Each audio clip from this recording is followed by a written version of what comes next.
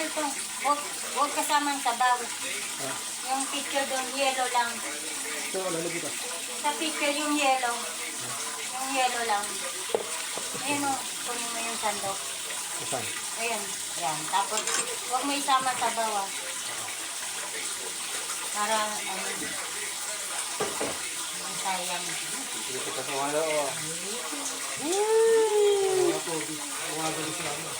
Ha? Wow. Ang pogi ni Robin. Ang gwapo talaga ni Robin. Tapos ko pinapansin, hindi ako napansin. Pa-shout out. Ganda ni mama. Ang gwapo talaga ng anak ko. Babae, gwapo, masipag. Saan ka pa nun? Swerte na pag niya may asawa. Tama na.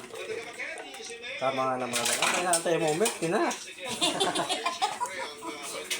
Yung paligoy-ligoy pa. Yung paligoy-ligoy.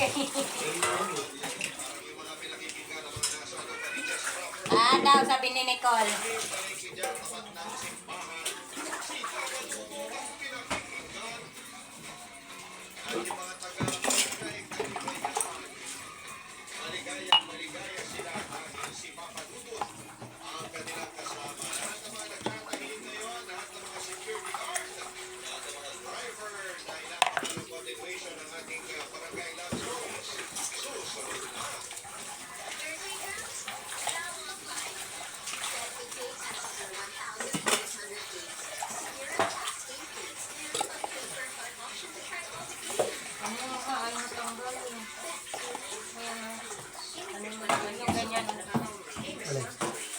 Tingnan mo, diba may makapaka.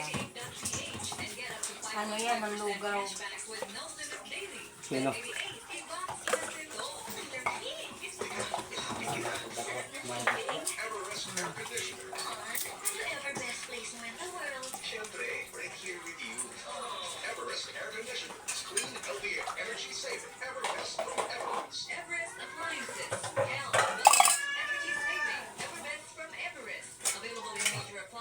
Gusto lang gumalaw yan. Ayaw lagi nakakulong. Ay, kasama yun. Wala eh. Matulog alas 9. Oh. Ano, may iglit sana ako. Umiyak na. Hindi na ako nakatulog. Diba, gumising eh, bago kayo lumayas. Hindi natulog alas 9. Nagising alas 10. Pipikit pa lang mata ko. Ay, puti. Patulugin mo ako. Hindi na, naglaro na lang kami. Hindi na ako natulog. So, sinikulong. Alam niya, ipipikit na mata ko. Kasabayan ng iyak.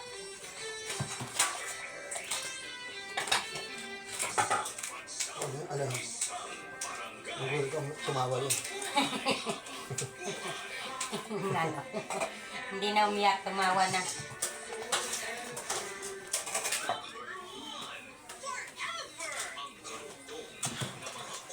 Bayan ng dahil.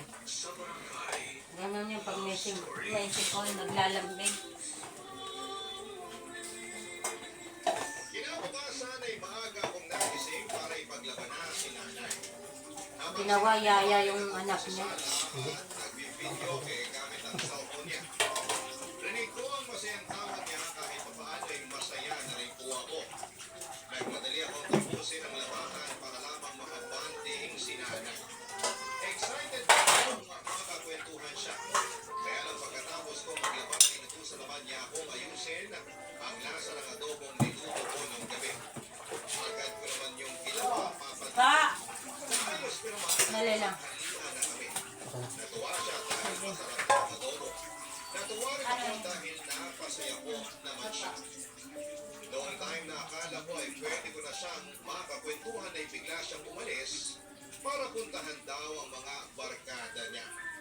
Maiwan daw ako sa bahay para maglinis. Wala naman akong nagawa, Papa Dudong. Sa mga sumunod na araw ay ganun din ang nangyari. Naging parang kasambahay niya ako. Hindi ko pa siya nakakakwentuhan kahit sa almusal. Lagi kasi siyang nakatutok sa kanyang cellphone at ilang araw lang dapat ako roon. Pero natagalan dahil hindi ko pa siya nakakausap ng maayos. Yun lang naman ang habol ko. makabuo ng koneksyon sa nanay ko.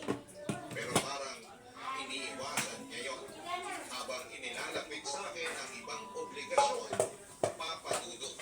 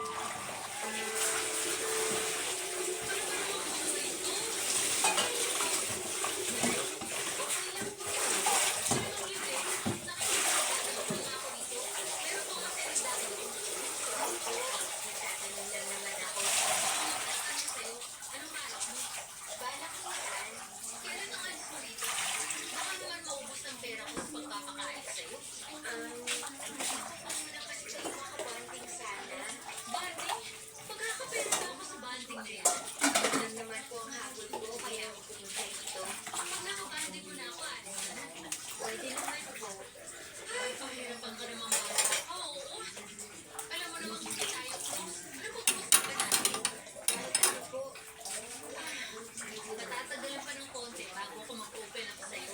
Kaya mabuti pa, magpapagod ka lang ng open sa'yo. Para makapagbigay ka sa akin ng pangkulang natin. Hindi naman pwedeng ako lang ang gagastos dito. Kaya mas iba ang kumakain kasi sa akin. Pwede naman po.